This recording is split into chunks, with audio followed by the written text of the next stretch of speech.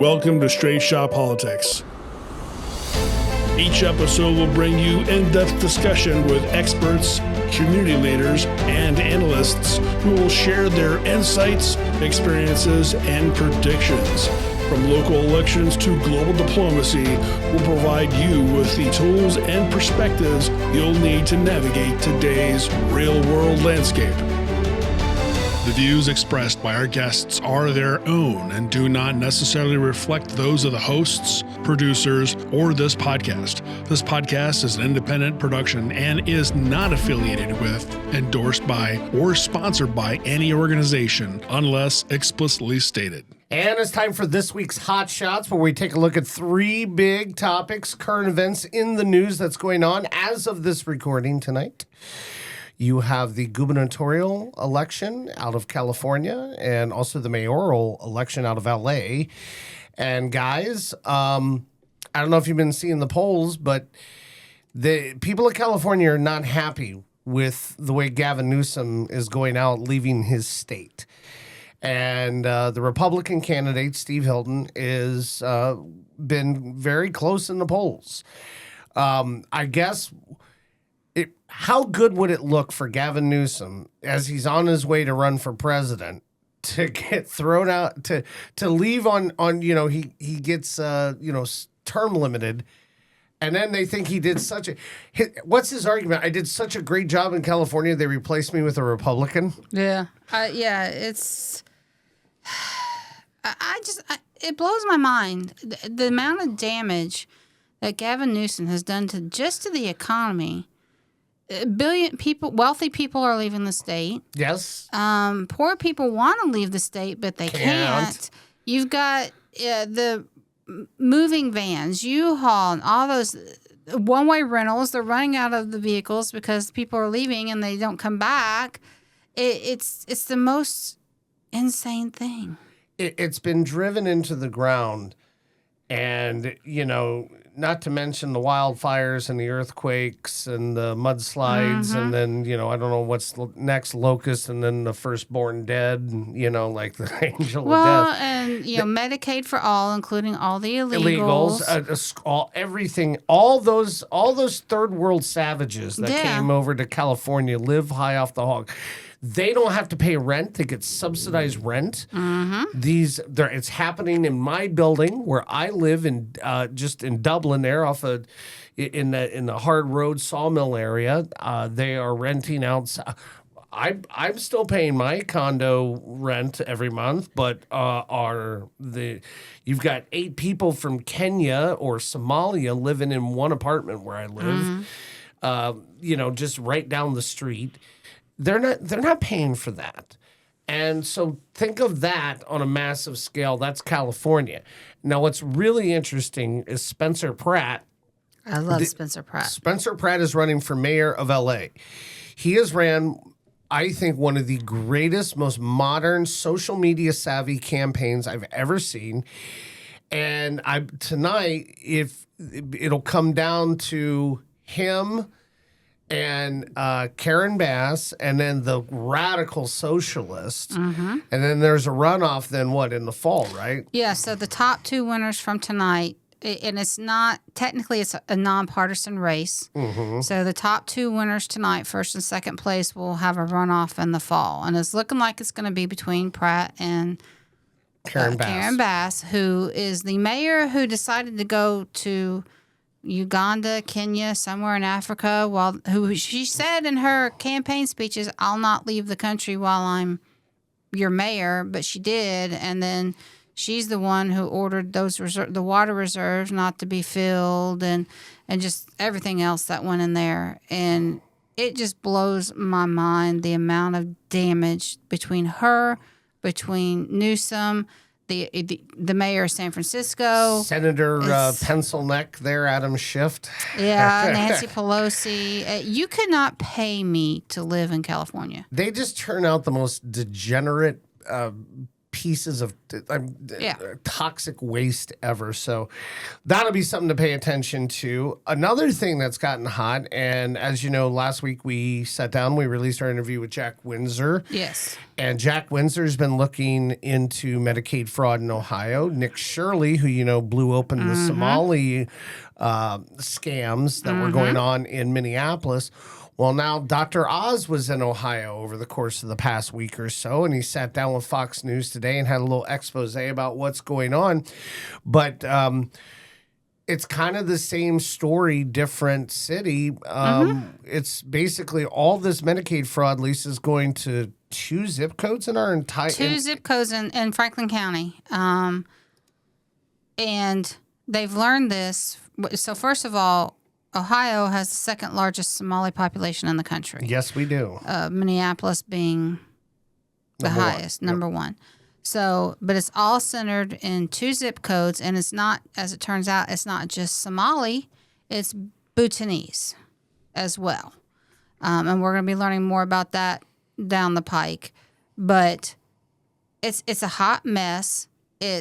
I have a friend who argues that technically they're not doing anything illegal. It's the loopholes. But I'm sorry, that's our tax dollars, and it is our government's responsibility. And I don't care if you're Republican or Democrat. It is your responsibility to make sure that only people who truly meet the criteria to get the Medicaid actually get it. I am so sick and tired of third world invaders coming over here. And while you and me and everyone listening, we're busting our ass to get our mortgage covered, our rent covered, groceries in the electricity. My God, people are fainting when they open their electricity bills nowadays. Oh, yeah. And that's that's going to be for a data center discussion we're going to have when we have a lot more time. Exactly. But you look at that, and it pisses me off that this is going on. But listen, I don't care if it's Dr. Oz. I don't care who it is. Just expose it. Jack Windsor, Nick Shirley, Dr. Oz, whoever. Expose it. The best disinfectant is sunlight. Yes. So let's put it out there, and we need to seriously fix the systems that have been put in place. I have no problem with helping people suffering from natural disasters in other countries, but I think it's very idealistic to think we can just bring those people here and expect them to mesh with our culture. It's naive and foolish. It's very naive and foolish. They will not assimilate whatsoever. They don't want to assimilate. No. They're not going to listen. They're not going to become Borg. And they get off that plane and they've got an apartment. Yep. They've got health insurance. Yep. They've got food stamps. Yep. They've got their rent covered. Yep. When how many homeless people do we have? Veterans. Not just a lot of veterans, a lot of other people. Ohio has the 5th largest rate of foreclosures on homes because property taxes are so high. Where are these people going? It's unfathomable to me that Yes, it is. You have to take care of your home first. You take care of your people and your family first. You take care of Americans first. It's the same thing. Like people, who's the most important person you need to take care of? Everybody should say themselves, because you sure as hell cannot help or contribute to the betterment of anyone else if you yourself are not in good shape. Exactly. Your foundation better be strong. So that's going on. And finally, our final hot shot of the week.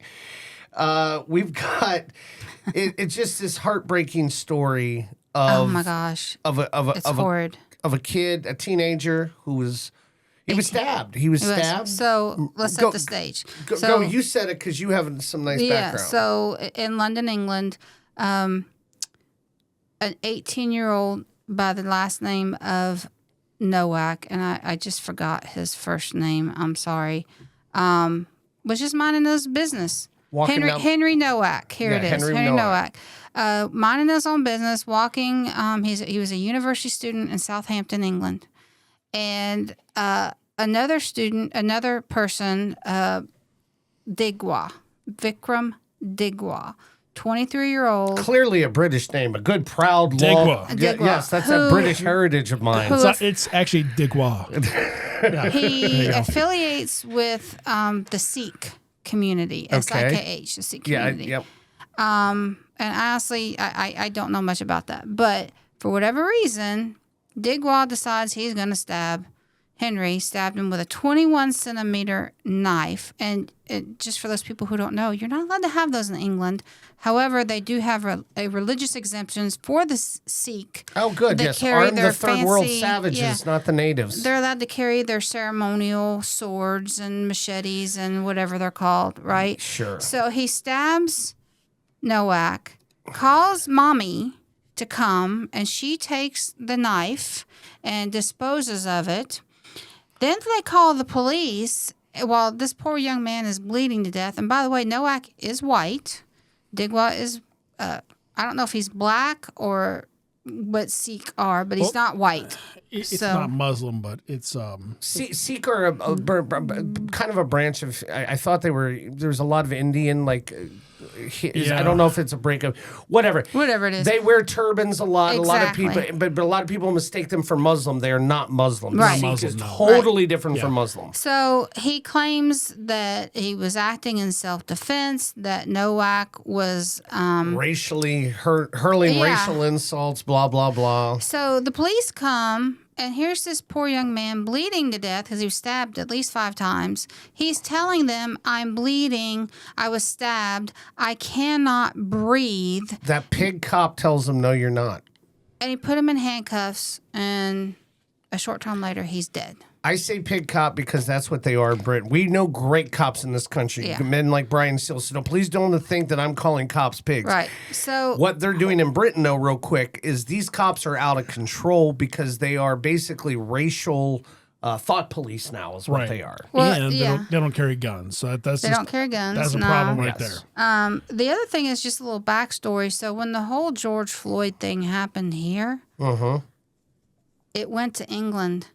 Their current prime minister took the knee Yep, I saw in that. honor of George Floyd. And they're comparing this to George Floyd because in a way it is similar, except for the race of the 2 dead people. They didn't listen. They didn't want to listen. They turned into a story. Well, his murderer, Lisa, was finally convicted. The reason I'm bringing Yesterday. this up. And how long did he get? How long? 21 years to life, I do Which, by the way, in England means he'll be out in about 7 or 8 with good behavior and rehabilitation. And I had to look up what 21 centimeters was. And it's There better actually- not be a penis joke involved in this. There's not. I swear there's not. There's not a,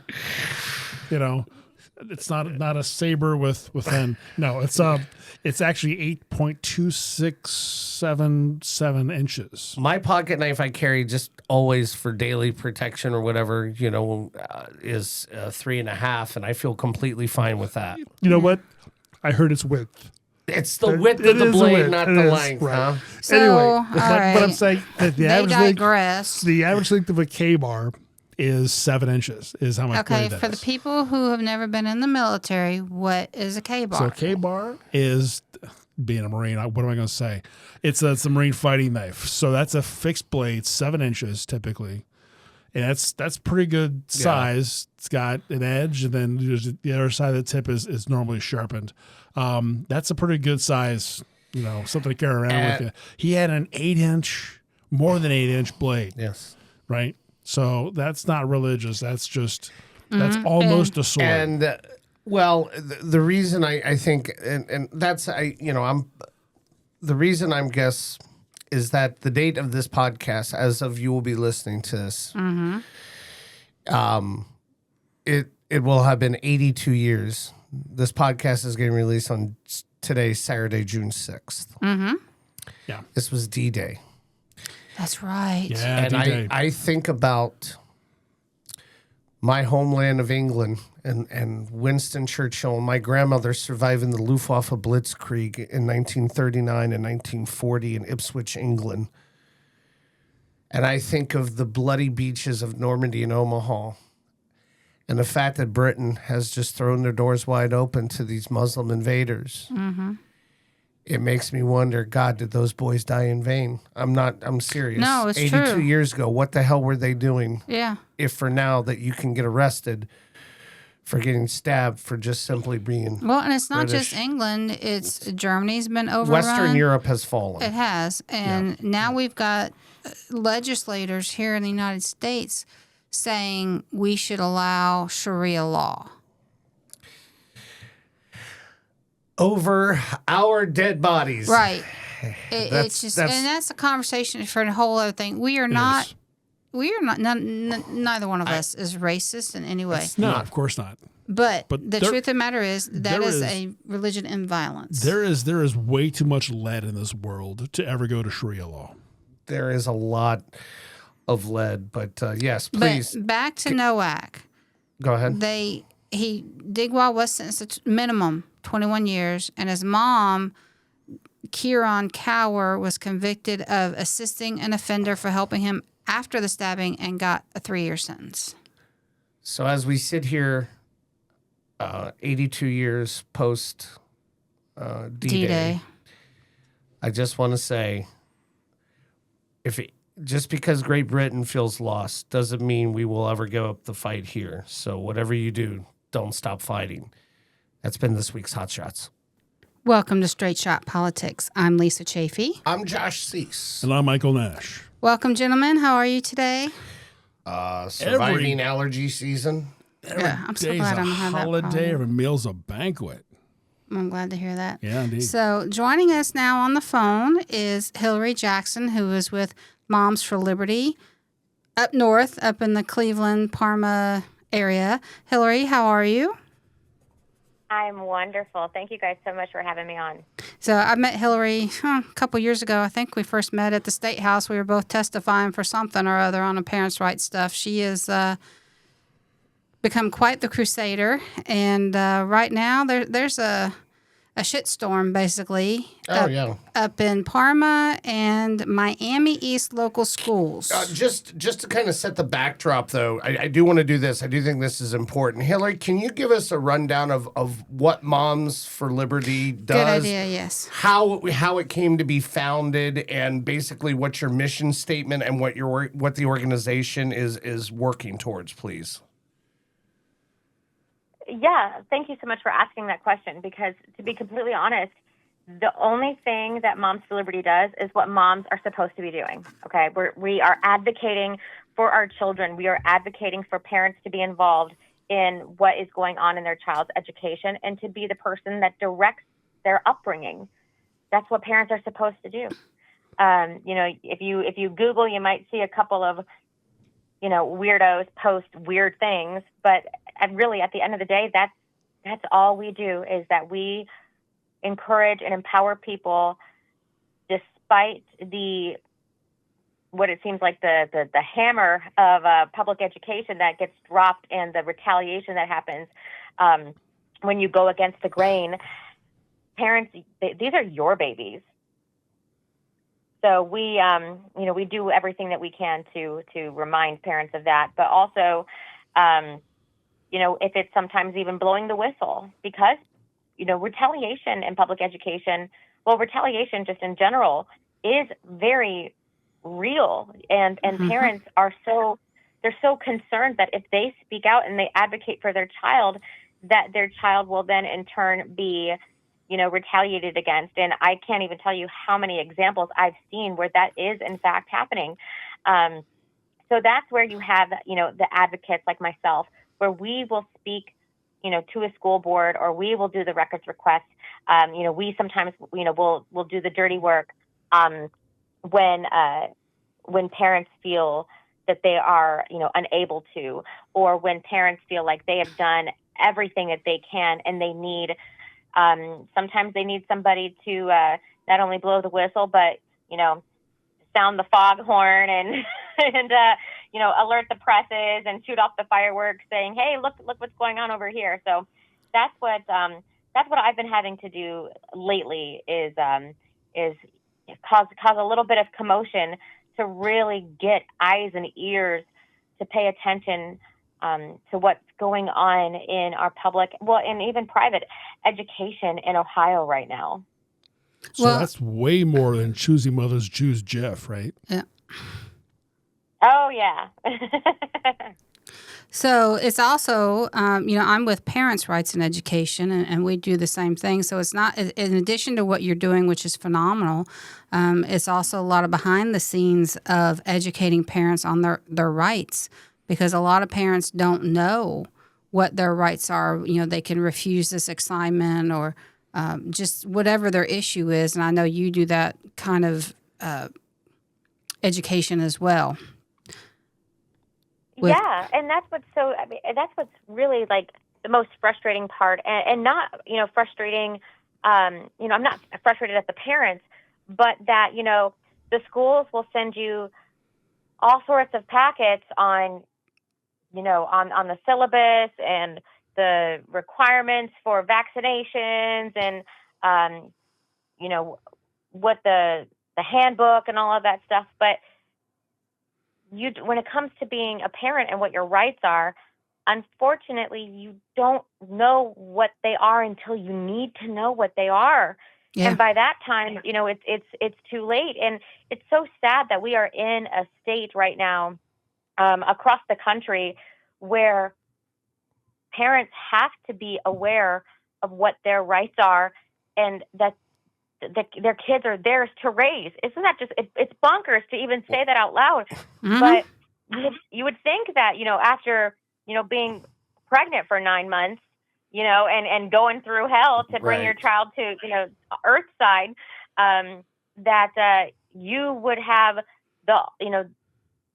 come hell or high water. If anybody told you what to do with your child, exactly what to, you tell them where to go. Well, but Hilary, that's not the reality. I have a question. What's a misconception of what parents think is their right and what is not their right? What are some common things you keep coming across?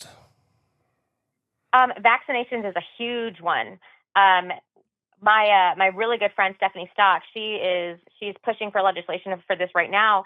That when it comes to vaccines, these institutions, they're supposed to be giving out information on if you choose to opt out due to religious reasons. This is, we offer that, or that is something that you are able to do.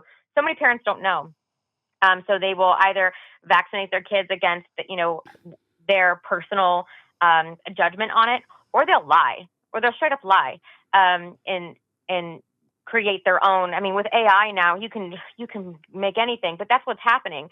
Instead of just, creating the document and informing the school, due to my religious beliefs, I am opting out of this because I am the parent and I can.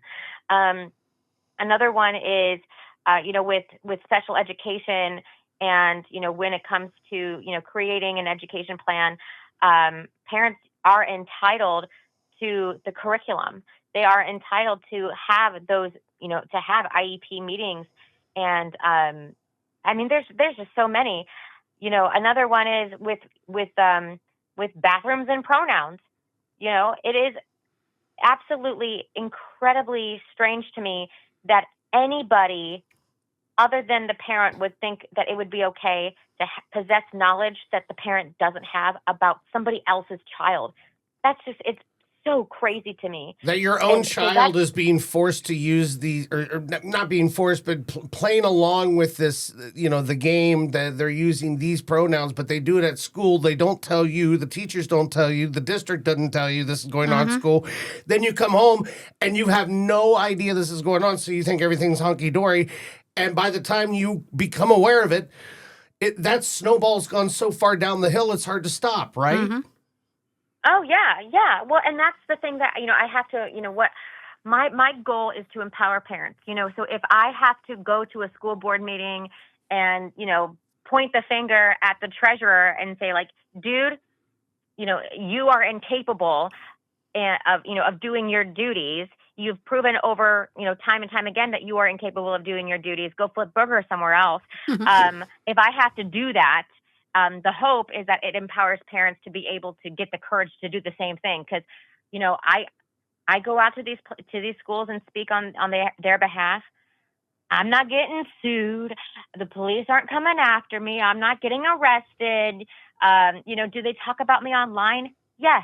But if that's the worst thing, then let them talk about you online if it means protecting your kids. These parents, they're scared to death, and they have to stop because, and I've said this a lot quite recently, that you get the government you deserve. And Yep. if you sit there and take it, then that's what you get.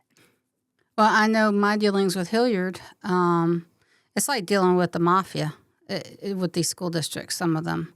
Now, there are, I'm sure, especially in the rural areas, some decent schools, but the bigger ones, you got Hilliard and Olentangy and now they're everywhere. They are. And so you mentioned about going and speaking on behalf of parents at board meetings. So last night you were at the Miami East local schools. And I saw the video and I was cheering you on.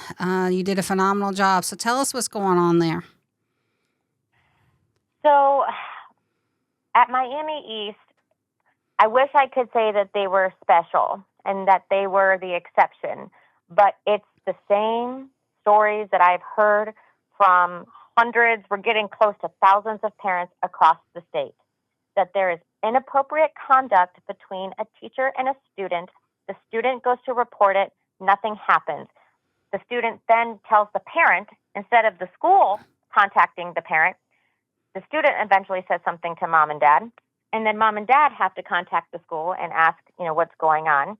And then, after months of playing Ring Around the Rosie, come to find out that these allegations are true. There is evidence. An investigation does need to happen, but, it happens 6 months later. So this whole time since the initial, reporting, this teacher has been in the building. It wasn't until May when a different parent said, if you don't remove her, I'm going to take it to the news. And that's what it took. It took their reputation to be, potentially damaged for them to remove an admitted pedophile from their building. And the reason why I'm saying admitted is because we obtained records that wasn't sent to the mother of this child, mind you. It was sent to somebody else who did a records request. So they left this out when she requested her files. But this woman straight up admitted to what she was being accused of.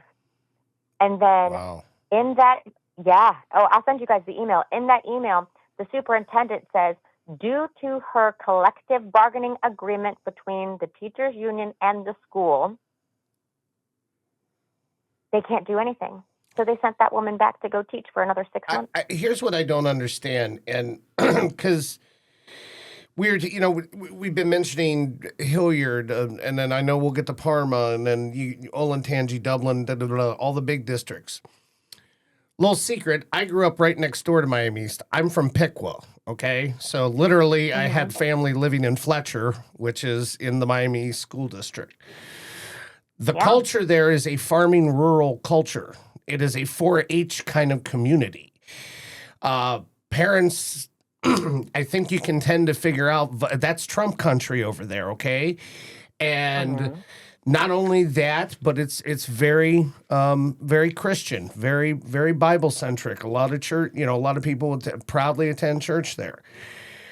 So if that is now that this is just one story of a teacher being forced to go back to the classroom, how does a school district surrounded by what I would say culture you and me and Lisa and Mike would be very comfortable in, how is this happening? How are they infiltrating even rural, farming communities in East, in West Central Ohio? How are they doing this?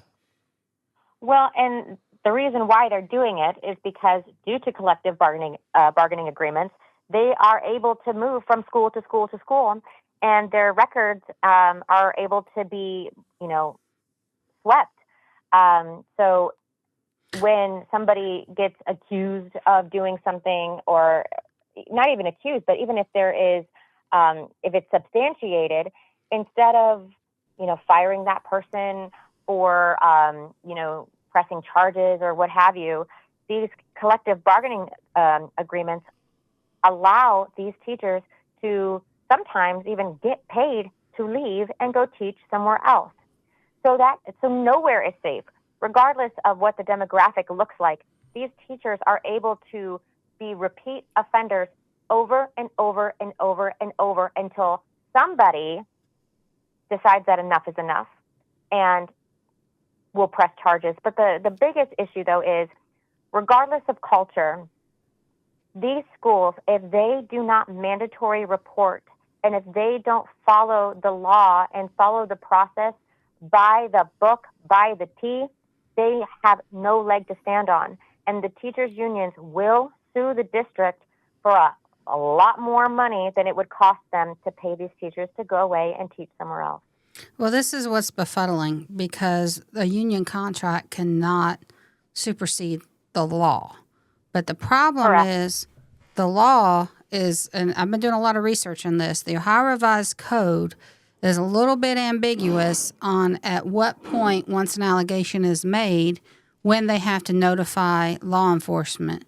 And that's how they're getting around it. And then what happens is, well, first off, at the Ohio Department of Education, or whatever they call themselves now, there are currently over 20,000 open investigations, not just sexual allegations, but just in general, 20,000 claims against teachers and staff in the state of Ohio. They only have 2 investigators for the whole state. So yeah, nothing. We need Vivek Ramaswamy to fix that Right. ASAP. And what we also need is legislation that to clarify the law. At what point does a school have to notify law enforcement and the parent? Well, you would think common sense they have to notify the parents. Think about how many school districts there are in Ohio. You're telling me there's 20,000 complaints? How 20,000. many teachers are there in the state of Ohio, for crying Well, we out have loud? 672 school districts in the state. That's what I'm saying. 20,000 Over 20,000. I Yeah. get Los Angeles, New York, what? Ohio, 20,000. Well, and the reason why that is because of the laws in Ohio. And I've said this 1,000 times. If you're a pedophile, come and be a teacher in Ohio. Yeah. Well, it's anywhere. You'll get away with it. Nationally, over 350 teachers are arrested every year. What I would like to see happen is in Ohio, and there are at times false accusations. Understood. I know that. Absolutely. Pissed off But- kids who didn't do their homework. Got it. Better to protect the kid and take those extra precautions. But what I think needs to happen is once an allegation is made, the investigation continues even if the teacher resigns, because as it is now, if a teacher resigns in the middle of the investigation stops. How convenient. Yeah. And they should not be allowed to move to another school district within the state until that investigation is done in its entirety. Why? That's just common sense. It's How's common that not sense. already out the law or policy? It is not the law, and here's the thing that I'm running into, because I just had this happen in Hilliard, believe it or not, and it happened last year with a staff member that came from Southwest City to Hilliard in the middle of an investigation. The hiring district must ask the current district, hey, are there any complaints? Are there any ongoing investigations? They don't ask that question. That's the problem. Wow. I'm stunned by that. So continue with the story with this woman at Miami East. From what I understand, you've got a picture of her standing behind a male student resting her boobs on his head. Is that I heard you say on Jack Windsor's show the other day? Yeah.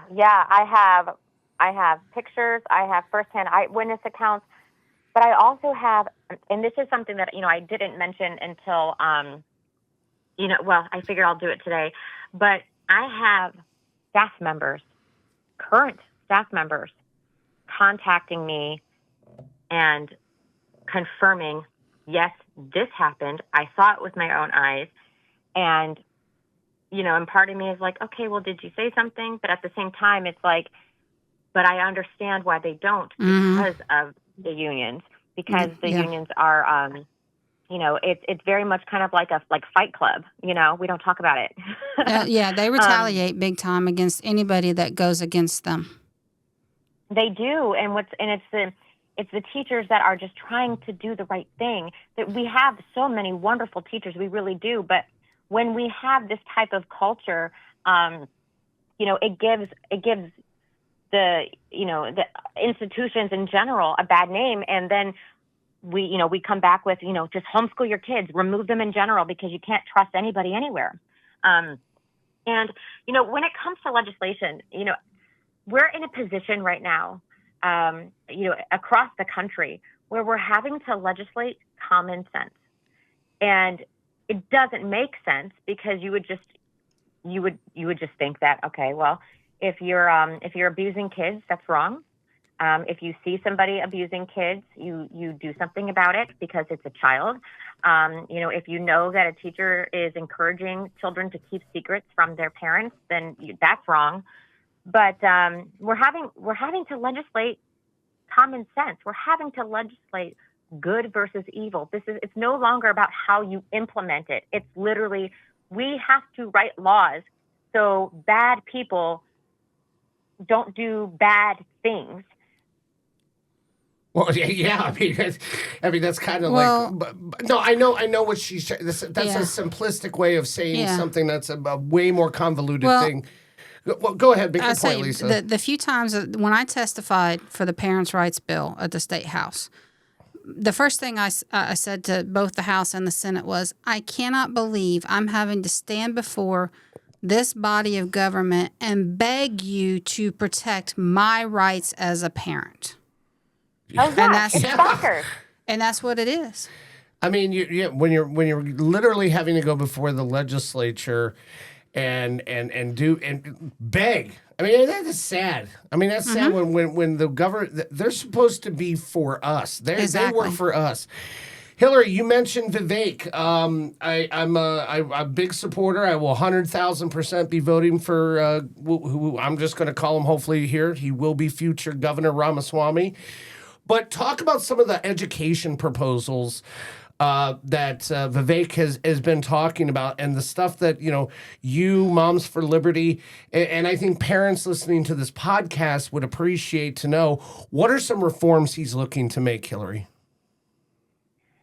Well, I would love to know what reforms he's willing to make as far as these specific things.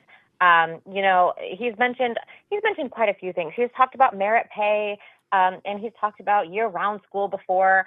I support him because I know where his intentions are. I truly believe that his intentions are good and align with my with my beliefs as well. But as far as what I think the next step needs to be is, we really need the Department of Education to be taken a lot more with a lot more seriously and have a lot more care put into it, especially when it's going to be taking more responsibility, that as it should, since the federal Department of Education is going to be closing down in a matter of time. So we need to have those discussions with legislation. Obviously, I wrote a bill about whenever a teacher goes on administrative leave, we have a department that makes sure that a report was filed, and if a report wasn't filed, why? That documentation needs to be, in the personnel file, and a lot of the times it's not due to collective bargaining. We also have to make sure that that we have adequate staffing. If we have a problem in Ohio, it's never going to be fixed if the Department of Education is behind, so terrible, and then the statute of limitations gets, but it's discouraging when you know that even if you take it all the way up the ladder to the state, and the state won't even be able to touch it for 3 years, then why bother? And then what discourages this? And then what discourages the schools from doing something, or trying to cover it under the rug? We do have a crisis in education, especially public education in our state, where we have inappropriate conduct running rampant. And that needs to be, I would like to see that addressed first, because for me, that's a safety thing. physical safety, mental safety. I mean, the student that was being molested by this woman, he had to be put on suicide watch. So it's, it sounds kind of crazy, but it is a matter of life or death.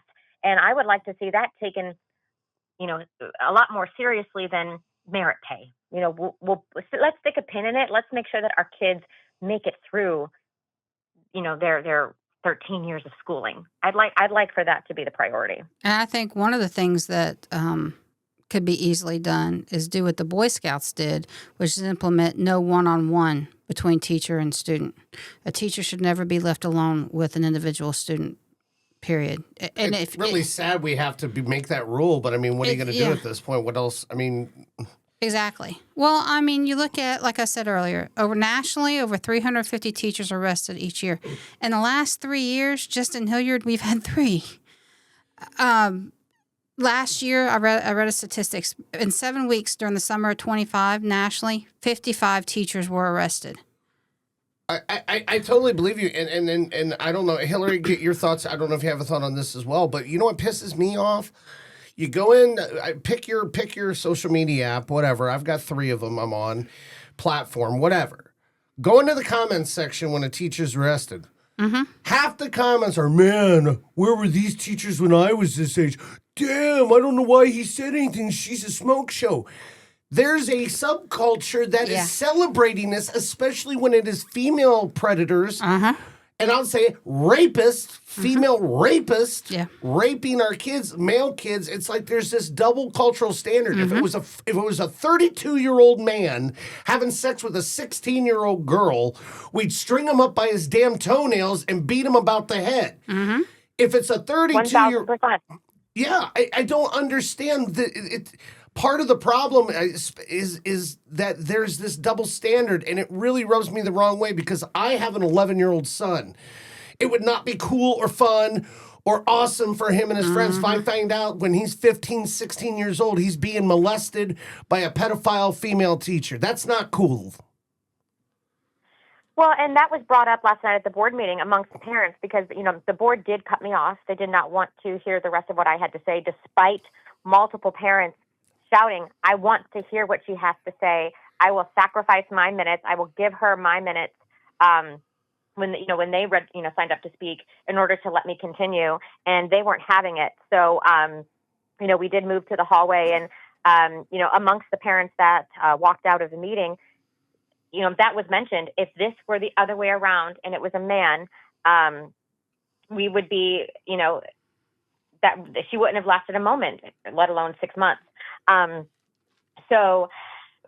another thing too that's interesting about Miami East though is that there was also allegations of a wrestling coach showering naked with his players, and I guess I received an email of the records for that the students were told that if they showered at home they would be in trouble. So what? But I will say, wait, yeah, what? I will say that's nuts. It is. Well, what's nuts is why would the coach need to shower, period? Because unless he's rolling around on the mat, which I've been to quite a few wrestling matches, and even wrestling practices, with family members, that wrestled. And that's not something that was all that is a common. Red flag. That flag's not even red. It's just on fire. Now, I will say this. Well, let me tell you. Oh, go ahead, Lisa. Well, I was going to say, I'm going to play devil's advocate a little bit. It is, my son also wrestled. The amount of germs, and there's a lot of ringworm, there's a lot of MRSA transmitted, so they do need to shower. I understand. They should shower before they leave, but not necessarily in the presence. Yeah, not in front of the coach. Yeah, that's exactly right. Yeah. No, I'm not advocating against showers. Not even in front of the coach. Well, yeah, it's more than in front of the coach. The coach is taking his clothes off too and showering with him. Yeah, that's not right. No. Allegedly, of course, allegedly. But I will say that there was a dad there after he, insulted me, saying that I'm doing all of this to get TikTok famous, which blows my mind. There's so many other things that I could be doing with my time that I probably actually could get a decent following and make a career out of it than this. But, I digress. But he was saying that, he stood behind this coach, and that never happened to him or his kids, and he would let this coach be around his kid any time of day. And there was a parent in there that said, well, it happened to mine. She knew for a fact that it happened, whether it was her son or somebody else. But, and you know what that made me think of? I have been around a lot of powerful men, just being in politics, right? Like today I was with Senator Kennedy and Senator Houston. And of course, if you're in politics at all and you're Republican, you're going to be accused of certain things, just because that's all they have. But it really struck me because, of course, those men, they behaved, and I work for Houston's campaign, and he's always been just an upstanding, incredible gentleman, and I've never experienced anything like that. So I would, of course, if somebody made an allegation, it would strike me as unlikely, but at the same time, we'll bring it up. Epstein, just because he didn't do it to you or he didn't do it to your daughter doesn't mean he didn't do it. Exactly. And if this is a weird route, I'm sorry, but this kind of reminds me, this is reminiscent of something, and they actually made movies about this. This reminds me a little bit of some of the accusations and some of the things flying around about the clergy. Oh, the way the Catholic Church handled it. Yeah, exactly. Yeah, so this is very similar. It feels like that a little bit. This is almost worse in a way. Right. Exactly. And the church also hides priests when this happens. But they now switch them to a different, And the teachers union is the worst because they don't want to get rid of any of the teachers. Yeah. You don't want to lose your union dues. Right. Exactly. Keep those coffers full. Exactly. You need every union due you can get. And this is what really is frustrating because, like you, Hilary, over the course since I got involved in parents' rights stuff since 21 now, I've had a lot of school staff reach out to me, begging for help. And I do what I can. I expose what I can. I verify, but they have to be able to advocate for themselves. I can only do so much. You can only do so much. We have a situation just happening in Hilliard with an assistant principal at one of the high schools. An allegation was made that she was having inappropriate relations with the students. Somebody made an anonymous report to the HR department. I found out about it. I let a board member know. They supposedly did their own investigation, and none of the staff would cooperate and answer questions who have witnessed those behaviors for fear of retaliation because they've already been retaliated against at this one particular school for other things, and they're just terrified. What does retaliation look like in practicality? One person I know of has tried to transfer to other buildings and was stopped by 2 years ago now, the non-certified staff filed a grievance against the then principal for a toxic work environment. Every single staff member signed that grievance. So they actually removed the principal from the building. She's now at central office. But she has allegedly, the word is that every time this one particular lady who signed that grievance tries to go to another building, she gets over there and the principal says, "I'm sorry. This person said, no, I can't bring you over here. You have to go back." They have that kind of power, Hilary. Absolutely. Well, and they also, you have to, the union, when new teachers are brought on,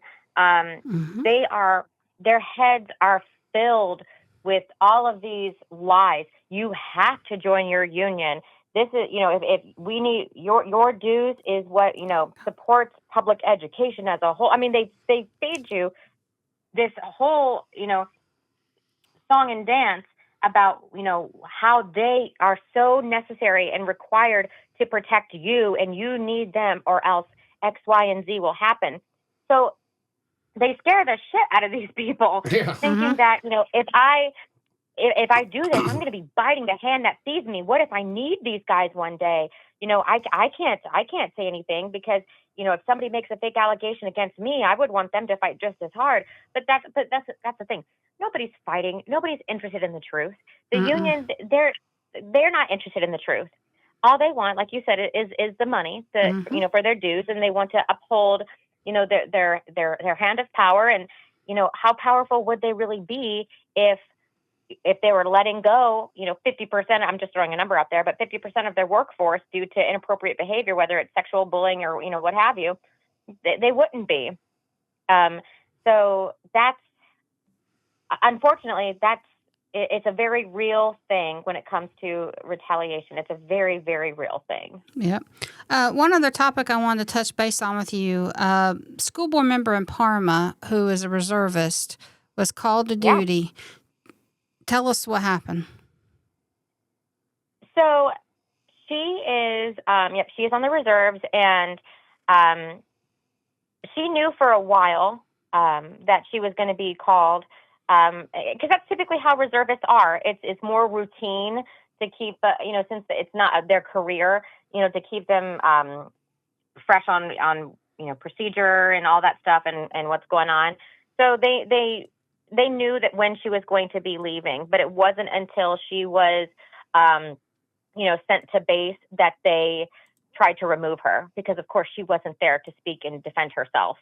Now, a big misconception is, and I want to make sure that I set the record straight, is that she was going to be deployed. And that is absolutely what was supposed to happen, according to, her orders that she had, that she was supposed to be, going to, I want to say it was Qatar. But due to, I guess, a couple of different things, which really aren't any of our business, they kept them on base, and I want to say the base is out of Youngstown.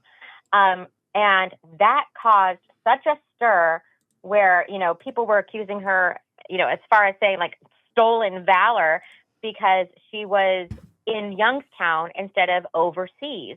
And I'll be honest with you, I thought she was overseas because the last time I had spoken to her, she said, "Hey, this is the date my flight leaves." And then that day came and went, and I hadn't, really spoken to her much. But like I said, I'm a civilian. It is none of my damn business. I am, if you are getting military orders to go do something, I think there's a reason why those aren't like, military orders aren't typically like, posted on Facebook. It's kind of crazy to think that anybody would be entitled to know when she is on active duty, where she is at all times. I really think that that's insane. And I really think that it just goes to show you the lengths that people are willing to go to get conservatives off of the school boards. What was the complaint? What was the complaint they were saying for why she should be removed? Simply because she was missing time serving the country? Correct. Yep, that's it. Well, we I think the year after, I was in 22, the school board member that I ran with, also in the reserves, was sent overseas. And he was gone for a couple of months. So what the board did to accommodate that was every single meeting, they passed a resolution to allow him to attend and vote remotely.